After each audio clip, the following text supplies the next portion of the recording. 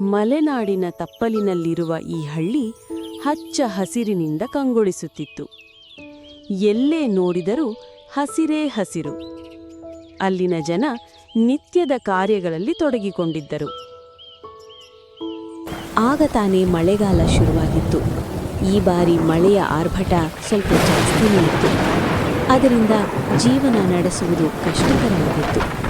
ಆ ಹಳ್ಳಿಯಲ್ಲಿ ರಂಗ ಮತ್ತು ಲಕ್ಷ್ಮೀ ಸಹವಾಸವಾಗಿದ್ದರು. ಅಯ್ಯೋ, ಈ ಮಳೆ ಜೀವ ತಿನ್ನುತ್ತಿದೆ.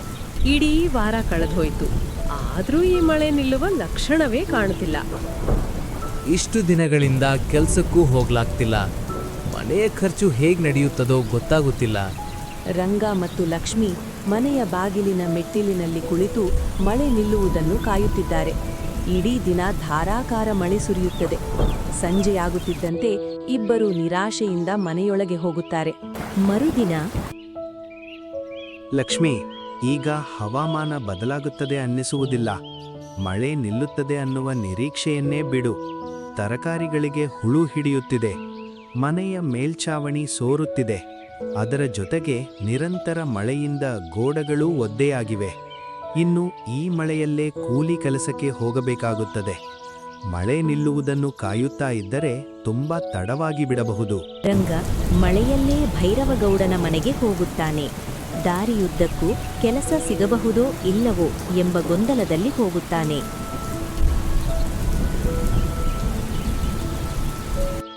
ಏನಾಯ್ತು ರಂಗ? ಇಷ್ಟು ಮಳೆಯಲ್ಲಿ ಬೆಳಗ್ಲೆ ನನ್ನ ಮನೆಗೆ ಯಾಕೆ ಬಂದಿದ್ದೀಯಾ? ಮಾಲೀಕರೇ, ನಿಮಗೆ ಕೂಲಿ ಕಾರ್ಮಿಕರು ಬೇಕು ಅಂತ ಕೇಳಿದೆ. ನನ್ನನ್ನು ಕೆಲಸಕ್ಕೆ ಸೇರಿಸ್ಕೊಳ್ಳಿ. ನಾನು ತುಂಬಾ ಶ್ರಮಪಟ್ಟು ಕೆಲಸ ಮಾಡ್ತೇನೆ. ನಿನ್ನ ಮೇಲೆ ಇಡೀ ಊರಿಗೆ ಕೋಪ ಇದೆ. ಎಲ್ಲರೂ ನಿನ್ನ ಬಗ್ಗೆ ನಾನಾ ರೀತಿಯ ಮಾತುಗಳನ್ನಾಡ್ತಾರೆ. ನಾನು ನಿನ್ನನ್ನು ಕೆಲಸಕ್ಕೆ ಯಾಕೆ ಇಟ್ಕೊಳ್ಬೇಕು? ಹಾಗೆ ಹೇಳ್ಬೇಡಿ ಮಾಲೀಕರೇ. ಜನರು ನನ್ನನ್ನು ಯಾಕೆ ಇಷ್ಟು ದ್ವೇಷಿಸ್ತಾರೆ ಅನ್ನೋದು ನನಗೂ ಗೊತ್ತಿಲ್ಲ. ಸರಿ, ಕೆಲಸಕ್ಕೆ ಸೇರಿಸಿಕೊಳ್ಳುತ್ತೇನೆ. ಆದರೆ ಮಳೆಯ ನೆಪ ಹೇಳಿ ರಜೆ ಮಾಡಬಾರದು. ಕೆಲಸ ಯಾವ ಕಾರಣಕ್ಕೂ ನಿಲ್ಲಬಾರದು. ಸರಿ ಮಾಲೀಕರೇ, ನೀವು ಹೇಳ್ದಂಗೆ ಮಾಡ್ತೀನಿ. ನಿಮ್ಮಿಂದ ನನಗೆ ಬಹಳ ಉಪಕಾರ ಆಯಿತು. ಧನ್ಯವಾದಗಳು. ಇಂದಿನಿಂದಲೇ ಕೆಲಸ ಶುರು ಮಾಡು. ನನ್ನ ಜನರಿಗೆ ನೀನು ಗೋಡೌನ್ ಬರುತ್ತಿದ್ದೀಯಾ ಅಂತ ಹೇಳಿ. ರಂಗ ಗೋದಾಮಿನ ಕಡೆ ಹೊರಡುತ್ತಾನೆ. ಭಾರೀ ಮಳೆ, ಬಿರುಗಾಳಿ, ಚಳಿಯ ಗಾಳಿ. ದೂರದವರೆಗೂ ಒಬ್ಬ ಮನುಷ್ಯನೂ ಕಾಣುವುದಿಲ್ಲ. ಎಲ್ಲಾ ಕಷ್ಟಗಳ ನಡುವೆಯೂ ರಂಗ ಧೈರ್ಯದಿಂದ ಗೋದಾಮಿಗೆ ತಲುಪುತ್ತಾನೆ. ಈ ದುರದೃಷ್ಟದವನು ಇಲ್ಲಿ ಯಾಕೆ ಬಂದಿದ್ದಾರೆ? ಅಣ್ಣ, ಯಾಕೆ ಹೀಗೆ ಹೇಳ್ತಿದ್ದೀರಾ? ನಾನು ನಿಮಗೆ ಏನು ಕೆಡುಕು ಮಾಡಿದ್ದೇನೆ? ಅವನು ಹೇಳಿದ್ದು ಸತ್ಯ. ನೀನು ದುರದೃಷ್ಟದವನೇ.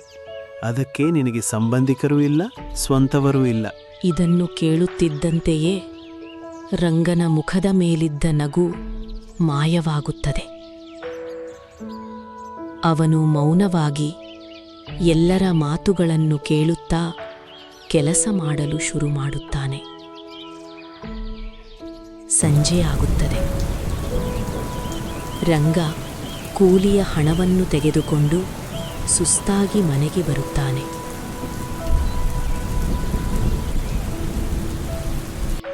ಲಕ್ಷ್ಮಿ, ಇದು ಇವತ್ತಿನ ನನ್ನ ಕೂಲಿ. ಮನೆಯ ಖರ್ಚಿಗೆ ಉಪಯೋಗವಾಗುತ್ತದೆ.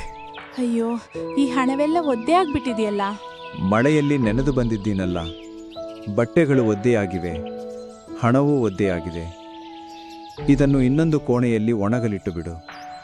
ಬೆಳಿಗ್ಗೆ ಒಣಗಿಬಿಡುತ್ತದೆ. ಅದಿರಲಿ ಲಕ್ಷ್ಮಿ, ನನ್ನ ಬಗ್ಗೆ ಜನ ಹೇಗೆ ಮಾತಾಡ್ತಾರೋ ನಿನ್ನ ಬಗ್ಗೆಯೂ ಹಾಗೆ ಮಾತಾಡ್ತಿರ್ಬೋದು ಅಂತ ನನಗೆ ಗೊತ್ತು. ನಾನು ಅನಾಥ ಆಗಿರೋದು ನಿನಗೆ ಸಮಸ್ಯೆ ಆಗ್ತಿದೆ ಅಲ್ವಾ? ಹಾಗೇನಿಲ್ಲ, ನಾನು ಜನರ ಮಾತಿಗೆ ಗಮನ ಕೊಡುವುದಿಲ್ಲ. ಆದ್ರೆ ನಿಮ್ಗೆ ನಿಜವಾಗ್ಲೂ ಒಬ್ರೂ ಸಂಬಂಧಿಕರಿಲ್ಲವೇ? ಗೊತ್ತಿಲ್ಲ. ನನಗೆ ನೆನಪಿರುವಷ್ಟು ಕಾಲದಿಂದ ನಾನು ಒಬ್ಬನೇ ಇದ್ದೇನೆ. ನನಗೆ ನನ್ನವರು ಯಾರೂ ಇಲ್ಲ. ಒಬ್ಬ ಅನಾಥನನ್ನು ಮದುವೆಯಾದ ಕಾರಣ ನಿನಗೂ ಜನರ ಮಾತುಗಳನ್ನು ಕೇಳಬೇಕಾಗುತ್ತಿರಬಹುದು. ಸಾಕು, ಇನ್ನು ಹೆಚ್ಚು ಯೋಚಿಸಿ ಆರೋಗ್ಯ ಹಾಳು ಮಾಡ್ಕೊಳ್ಬೇಡಿ. ಮಲಗಿ, ನಾಳೆ ಮತ್ತೆ ಕೆಲ್ಸಕ್ಕೂ ಹೋಗ್ಬೇಕಲ್ಲ. ಮರುದಿನ ಮಳೆ ಇನ್ನೂ ಜೋರಾಗಿ ಸುರಿಯುತ್ತಿದೆ.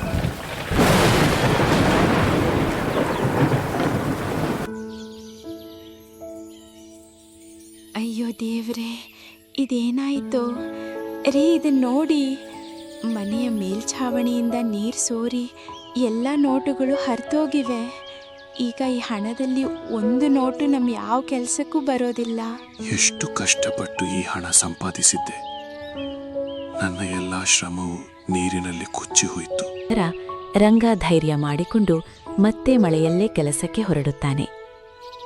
ಗೋದಾಮಿಗೆ ತಲುಪುತ್ತಿದ್ದಂತೆಯೇ ಮತ್ತೆ ಎಲ್ಲರೂ ಅವನನ್ನು ನೋಡಿ ಮಾತು ಶುರು ಮಾಡುತ್ತಾರೆ. ಇವತ್ತು ಇಷ್ಟು ತಡ ಯಾಕೆ? ನಿನ್ನನ್ನಿಲ್ಲಿನ ದೊಡ್ಡ ಸಾಹುಕಾರ ಅಂತ ಅನ್ಕೊಂಡಿದೀಯಾ? ನಾನು ಬೇಕಂತಲೇ ತಡ ಮಾಡಿಲ್ಲ. ಮನೆಯಲ್ಲಿ ಸ್ವಲ್ಪ ಸಮಸ್ಯೆ ಆಗಿತ್ತು. ನಮಗೆ ಎದುರು ಮಾತಾಡ್ತಿದ್ದೀಯಾ?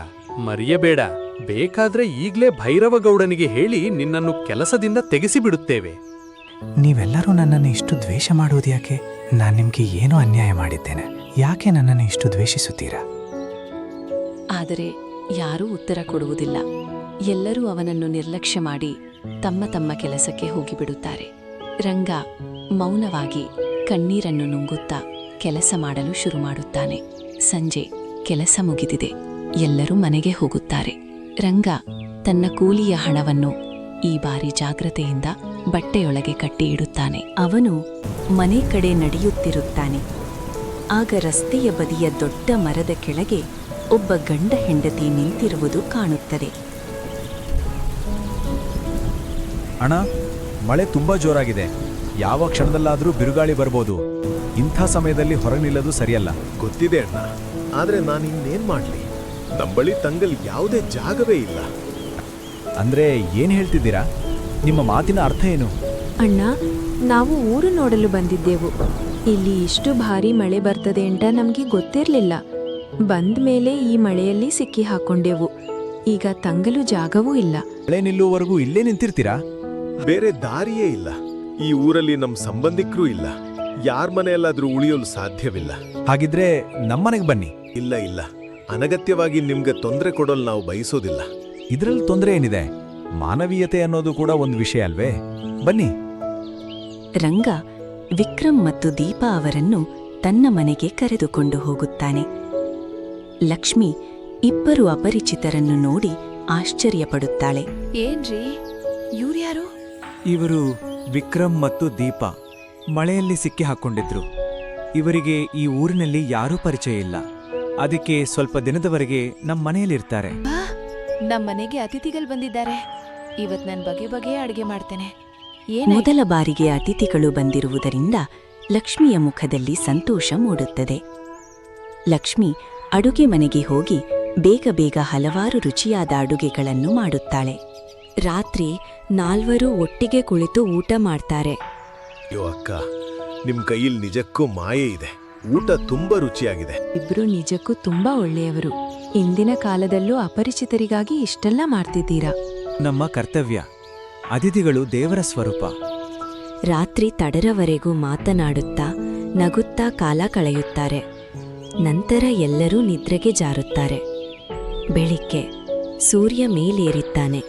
ರಂಗ ಗಾಬರಿಯಿಂದ ಎಚ್ಚರವಾಗುತ್ತಾನೆ. ನಿನ್ನೆ ರಾತ್ರಿ ತುಂಬಾ ಹೊತ್ತಿನವರೆಗೆ ಮಾತಾಡಿದ್ರಿಂದ ಇವತ್ತು ಎಷ್ಟು ತಡವಾಗಿ ಎದ್ದಿದ್ದೀನಿ. ಭೈರವ್ ಗೌಡರಿಗೆ ಗೊತ್ತಾದ್ರೆ ನನ್ನನ್ನು ಕೆಲಸದಿಂದಲೇ ತೆಗೆದುಹಾಕ್ತಾರೆ. ರಂಗ ಅವಸರದಲ್ಲಿ ಮನೆಯಿಂದ ಹೊರಡುತ್ತಾನೆ. ರಂಗ ಹೋಗುತ್ತಿರುವಾಗ ಹಿಂದೆಯಿಂದ ವಿಕ್ರಮ್ ಕರೆಯುತ್ತೆ. ರಂಗ, ಒಂದ್ ಕ್ಷಣ ನಿಲ್ಲು. ಏನು ವಿಕ್ರಮ್? ಬೇಗ ಹೇಳು. ನಾನು ಈಗಾಗಲೇ ತುಂಬಾ ತಡವಾಗಿದ್ದೇನೆ. ಎಲ್ಲೋಗ್ತಿದ್ಯಾ? ಕೂಲಿ ಕೆಲಸಕ್ಕೆ. ಅದೇ ನನ್ನ ಜೀವನ. ನಾನು ಓದಿಲ್ಲ. ನಾನು ಬರ್ತೀನಿ. ನೀನು ಯಾಕೆ ನಿನಗೆ ಕಷ್ಟ ಕೊಡ್ತೀಯಾ? ನನಗೆ ಇದಕ್ಕೆ ಅಭ್ಯಾಸವಾಗಿದೆ. ನಾನು ಬರ್ತೀನಿ. ನಾನ್ ನಿನ್ನನ್ನ ನನ್ನ ಸ್ನೇಹಿತ ಅಂತ ಭಾವಿಸಿದ್ದೇನೆ.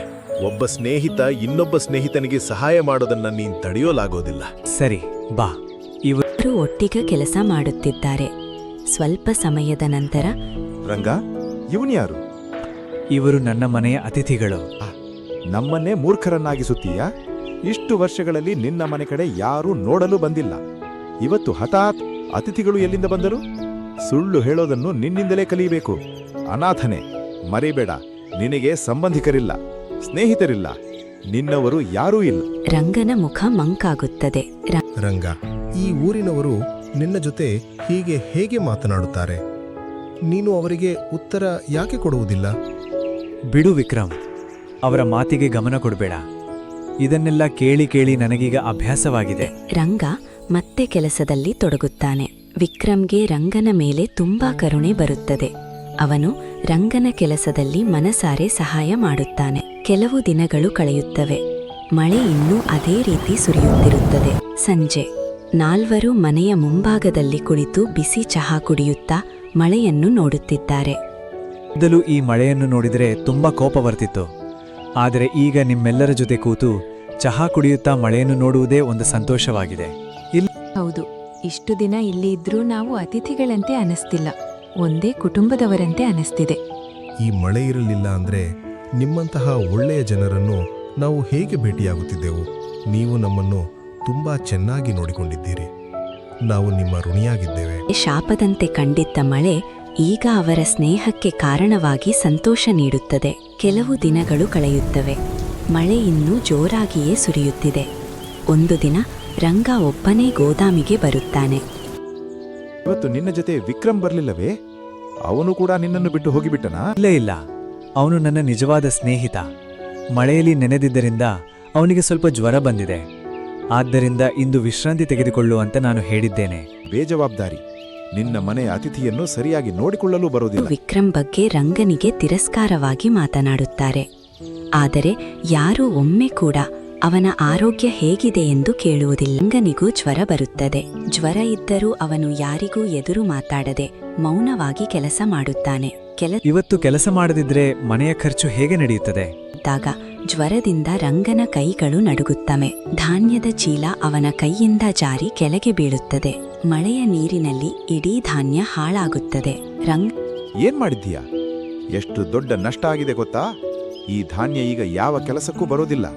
ಬಾ, ಈಗಲೇ ಭೈರವಗೌಡರ ಬಳಿಗೆ ಹೋಗೋಣ. ರಂಗನನ್ನು ಕೆಲಸದಿಂದ ತೆಗೆಸುವ ಅವಕಾಶಕ್ಕಾಗಿ ಕಾಯುತ್ತಿದ್ದ ಕಾರ್ಮಿಕರಿಗೆ ಇದೇ ಬೇಕಾಗಿತ್ತು. ಎಲ್ಲರೂ ಅವನನ್ನು ಎಳೆದುಕೊಂಡು ಭೈರವಗೌಡನ ಮನೆಗೆ ಹೋಗುತ್ತಾರೆ. ರಂಗ ನಿಮ್ಮ ದೊಡ್ಡ ನಷ್ಟ ಮಾಡಿದ್ದಾನೆ. ಯಾವ ನಷ್ಟ? ಧಾನ್ಯದ ಚೀಲವನ್ನು ನೀರಿನಲ್ಲಿ ಬೀಳಿಸಿದ್ದಾನೆ. ಇಡೀ ಧಾನ್ಯ ಹಾಳಾಗಿದೆ. ರಂಗ, ನಿನ್ನ ಗಮನ ಎಲ್ಲಿದೆ? ಕೆಲ್ಸದಲ್ಲಿ ಯಾವ ತಪ್ಪು ಆಗ್ಬಾರ್ದು ಅಂತ ಹೇಳಿರಲಿಲ್ವೇ? ಕ್ಷಮಿಸಿ ಮಾಲೀಕರೇ, ನಾನು ಉದ್ದೇಶಪೂರ್ವಕವಾಗಿ ಮಾಡಿಲ್ಲ. ತಪ್ಪಾಗಿ ಕೈಯಿಂದ ಜಾರಿ ಬಿತ್ತು. ಉದ್ದೇಶಪೂರ್ವಕವಾಗಿರ್ಲಿ ಅಥವಾ ಆಗಿರದಿರ್ಲಿ, ನಷ್ಟ ಆಗಿರುವುದು ನನಗೆ. ಅದಕ್ಕೆ ನೀನೇ ಪರಿಹಾರ ಕೊಡಬೇಕು. ನನ್ನ ಕೂಲಿಯಿಂದ ಸ್ವಲ್ಪ ಸ್ವಲ್ಪವಾಗಿ ಹಣ ಕಡಿತ ಮಾಡ್ಕೊಳ್ಳಿ. ನನ್ನೇ ಮೂರ್ಖ ಅಂತ ಅಂದ್ಕೊಂಡಿದ್ದೀಯಾ? ನಾನ್ ಕೊಟ್ಟ ಹಣವನ್ನೇ ನನಗೆ ಹಿಂದಿರುಗಿಸ್ತೀಯಾ? 1 ಚೀಲಕ್ಕೆ ಬದಲಾಗಿ 3 ಚೀಲದ ಬೆಲೆ ಕೊಡಬೇಕು. ಅದು ನಿನ್ನ 3 ಚೀಲವಾ? ಅದು ತುಂಬಾ ಹೆಚ್ಚು ಮಾಲೀಕರೇ. ನನ್ನ ಮೇಲೆ ದಯಮಾಡಿ. ನಾನು ಬಡವ. 1 ತಿಂಗಳು ಕೆಲಸ ಮಾಡಿದ್ದರೂ ಅಷ್ಟು ಹಣ ಸೇರಿಸಲಾಗುವುದಿಲ್ಲ. ಬೇಕು. ಅದು ನಿನ್ನ ಸಮಸ್ಯೆ. ನನಗೆ ನನ್ನ ಹಣ ಸಿಗುವವರೆಗೂ ಕೆಲಸಕ್ಕೆ ಬರಬೇಡ. ಮುಂದಿನ ಸಲ ಹಣ ತಂದುಕೊಂಡೇ ಬಾ. ಭೈರವಗೌಡನು ರಂಗನಿಗೆ ಎಲ್ಲರ ಮುಂದೆ ಅವಮಾನ ಮಾಡುತ್ತಾನೆ. ರಂಗ ಅದನ್ನು ನೆನೆದು ದುಃಖದಿಂದ ತನ್ನ ಮನೆಯ ಕಡೆಗೆ ಬರುತ್ತಾನೆ. ಬಂದು ನಡೆದ ಎಲ್ಲಾ ವಿಷಯವನ್ನು ಲಕ್ಷ್ಮಿಗೆ ಹೇಳುತ್ತಾನೆ. ನಾನು ದುರದೃಷ್ಟವಂತ. ನನ್ನಿಂದ ಯಾರನ್ನೂ ಸಂತೋಷವಾಗಿಡಲು ಆಗುವುದಿಲ್ಲ. ಏನಾಯ್ತು? ನೀವ್ಯಾಕೆ ಆಳ್ತಿದ್ದೀರಿ? ಮತ್ತೆ ಯಾರಾದ್ರೂ ಏನಾದ್ರೂ ಹೇಳಿದ್ರಾ? ಬಡತನದ ಮೇಲೆ ಮತ್ತೊಂದು ಸಂಕಷ್ಟ ಅನ್ನೋ ಮಾತು ಕೇಳಿದ್ಯಲ್ಲ. ಹೀಗೆ ಒಗಟಾಗಿ ಹೇಳ್ಬೇಡಿ. ನನಗೆ ತುಂಬಾ ಭಯವಾಗ್ತಿದೆ. ನಡೆದಿದ್ದನ್ನೆಲ್ಲ ಸ್ಪಷ್ಟವಾಗಿ ಹೇಳಿ. ಎಲ್ಲ ವಿಷಯವನ್ನು ಲಕ್ಷ್ಮಿಗೆ ಹೇಳುತ್ತಾನೆ. ನೀನೇ ಹೇಳು. ನನ್ನ ಬಳಿ ಕೆಲಸವೂ ಇಲ್ಲ, ಹಣವೂ ಇಲ್ಲ. 3 ಚೀಲದ ಹಣವನ್ನು ನಾನು ಹೇಗೆ ಕೊಡಲಿ? ಇದು ಸಂಪೂರ್ಣ ಅನ್ಯಾಯ. 1 ಚೀಲದ ನಷ್ಟ ಆಗಿದ್ರೆ 1 ಚೀಲದ ಹಣವನ್ನೇ ತೆಗೆದುಕೊಳ್ಬೇಕಿತ್ತು. ದೊಡ್ಡೋರ್ ಬಳಿ ಎಷ್ಟು ಹಣ ಇರುತ್ತದೋ ಅಷ್ಟೇ ಹೆಚ್ಚು ಆಸೆಯೂ ಇರುತ್ತದೆ. ದೀಪಾ ರಂಗ ಮತ್ತು ಲಕ್ಷ್ಮಿಯ ಮಾತುಗಳನ್ನು ಕೇಳಿರುತ್ತಾಳೆ. ಇವತ್ತು ನಾನು ರಂಗ ಅಣ್ಣ ಮತ್ತು ಲಕ್ಷ್ಮಿ ಅಕ್ಕನ ಮಾತುಗಳನ್ನ ಕೇಳಿದೆ. ನಿಮ್ಮ ಜೊತೆ ಒಂದು ವಿಷಯ ಮಾತನಾಡಬೇಕು. ಯಾರ ಖಾಸಗಿ ಮಾತುಗಳನ್ನು ಕೇಳುವುದು ಒಳ್ಳೆ ಅಭ್ಯಾಸವಲ್ಲ ದೀಪಾ. ಆದ್ರೆ ವಿಷಯವೇ ಹಾಗಿತ್ತು. ನನಗೆ ಸುಮ್ಮನೆ ಇರಲಾಗ್ಲಿಲ್ಲ. ಸರಿ, ಏನಾಯಿತು ಹೇಳು. ತೆಲ್ಲ ವಿಕ್ರಮ್ಗೆ ಹೇಳುತ್ತಾಳೆ. ಎಲ್ಲವನ್ನೂ ಕೇಳಿದ ವಿಕ್ರಮ್ ದುಃಖ ಪಡುತ್ತಾನೆ. ಒಂದು ದಿನ ಜ್ವರ ಬಂದ ಕಾರಣ ನಾನು ರಂಗನ ಜೊತೆ ಹೋಗಲಿಲ್ಲ. ಅದರೊಳಗೆ ಇಷ್ಟು ದೊಡ್ಡ ಘಟನೆ ನಡೆದಿದೆಯಾ? ನನ್ನ ಮಾತು ಕೇಳಿ. ನಾವವರಿಗೆ ಸಹಾಯ ಮಾಡೋಣ. ಈ ಸಮಸ್ಯೆಯನ್ನು ಪರಿಹರಿಸುವುದು ನಮಗೆ ಕಷ್ಟವೇ ಅಲ್ಲ. ನೀನು ಹೇಳಿದ್ದು ಸರಿ. ಆದರೆ ಹಾಗೆ ಮಾಡಿದ್ರೆ ಅವರಿಗೆ ನಮ್ಮ ನಿಜವಾದ ಪರಿಚಯ ಗೊತ್ತಾಗುತ್ತದೆ. ಆಮೇಲೆ ಅವರು ನಮ್ಮಿಂದ ದೂರವಾಗಿ ಬಿಟ್ಟರೆ. ಹಾಗಾದ್ರೆ ಆಗ್ಲಿ. ಕನಿಷ್ಠ ಅವರ ತಲೆಯ ಮೇಲಿರುವ ಈ ಸಂಕಷ್ಟವಾದರೂ ದೂರವಾಗ್ತದೆ. ಅವರು ನಮಗೆ ತುಂಬಾ ಸಹಾಯ ಮಾಡಿದ್ದಾರೆ. ಈಗ ನಮ್ಮ ಸರದಿ. ದೀಪಾಳ ಮಾತಿಗೆ ವಿಕ್ರಮ್ ಒಪ್ಪುತ್ತಾನೆ. ಮರುದಿನ ಹಲವು ದಿನಗಳ ನಂತರ ಮಳೆ ನಿಂತಿರುತ್ತದೆ. ಸೂರ್ಯ ಹೊಳೆಯುತ್ತಾನೆ. ರಂಗ ಮತ್ತು ಲಕ್ಷ್ಮಿ ಮನೆಯ ಮುಂಭಾಗದಲ್ಲಿ ದುಃಖದಿಂದ ಕುಳಿತಿರುತ್ತಾರೆ. ಈಗ ಸೂರ್ಯ ಬಂದರೆ ಏನು ಪ್ರಯೋಜನ? ನಮ್ಮ ಅದೃಷ್ಟವೇ ಒಣಗಿ ಹೋಗಿದೆ. ಮಳೆ ನಿಂತಿದೆ, ಆದ್ರೆ ನಮ್ ಕಷ್ಟ ಯಾವಾಗ ನಿಲ್ಲುತ್ತದೋ ಗೊತ್ತಿಲ್ಲ. ಅಷ್ಟರಲ್ಲಿ ವಿಕ್ರಮ್ ಮತ್ತು ದೀಪ ದೊಡ್ಡ ಚೀಲದಲ್ಲಿ ತುಂಬಾ ಹಣ ತೆಗೆದುಕೊಂಡು ಅವರ ಮುಂದೆ ಬರುತ್ತಾರೆ. ಹಣದ ಚೀಲವನ್ನು ರಂಗನ ಕೈಗೆ ಕೊಡುತ್ತಾನೆ. ವಿಕ್ರಮ್, ರಂಗ, ಇದನ್ನು ತೆಗೆದುಕೋ. ಇನ್ನು ಮುಂದೆ ನೀನು ದುಃಖ ಪಡಬೇಕಾಗಿಲ್ಲ. ಹಣ ಎಲ್ಲಿಂದ ಬಂತು ವಿಕ್ರಮ್? ಒಬ್ಬ ದೊಡ್ಡ ವ್ಯಾಪಾರಿ ನನಗೆ ಹಣ, ಆಸ್ತಿ, ವ್ಯಾಪಾರ, ಜಮೀನು ಯಾವುದಕ್ಕೂ ಕೊರತೆ ಇಲ್ಲ. ಇಲ್ಲಿಯವರೆಗೂ ನಿಮ್ಮ ನಿಜವಾದ ಪರಿಚಯವನ್ನು ನಮ್ಮಿಂದ ಯಾಕೆ ಮರೆ ಮಾಡಿದಿರಿ? ನಮ್ಮ ಹಾಗೆ ಬಡವರ ಜೀವನವನ್ನು ಯಾಕೆ ನಡೆಸಿದ್ರಿ? ಯಾವುದಕ್ಕೂ ಕೊರತೆ ಇಲ್ಲ.